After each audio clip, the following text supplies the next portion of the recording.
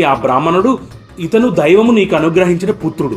మీ కులదైవమైన పరమేశ్వరుడు నీ మీద దయతో పిల్లలు లేని నీకు పుత్రదానం చేసినట్లు భావించి ఈ బాలుణ్ణి తీసుకొని వెళ్ళి నీ పుత్రునిగా పెంచుకో.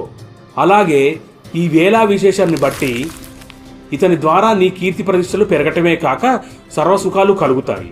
ఈ బాలుడికి 12 సంవత్సరాలు వచ్చాక నీకు అన్నీ తెలుస్తాయి. ఎలాంటి సందేహం లేకుండా ఇతన్ని తీసుకొని మీ రాజధానికి వెళ్ళు అని చెప్పాడు. ఆ మాటలు విన్న రాజు ఆనందంతో ఆ బ్రాహ్మణుడు చెప్పినట్లే చేశాడు. ఆ బ్రాహ్మణుడు ఎవరో కాదు, సాక్షాత్తు శ్రీ మహావిష్ణువే.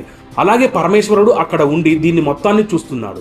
ఇక రాజు పసిబాలుడితో రథమెక్కి బయలుదేరగా శివకేశవులు తమ తమ నివాసాలకు వెళ్లిపోయారు. రాజు ఆనందంతో పసిబాలుడిని తీసుకొని తన ఇంటికి చేరుకున్నాడు. రాజు చేతిలో పిల్లవాడిని చూసిన రాణి రాజు చేతిలో నుంచి ఆ పసిబాలుడిని తీసుకొని హత్తుకుంది. తాను చేసిన దాన ధర్మాలు, నోచిన నోములు పంటగా భగవంతుడు కరుణించి ఈ బాలు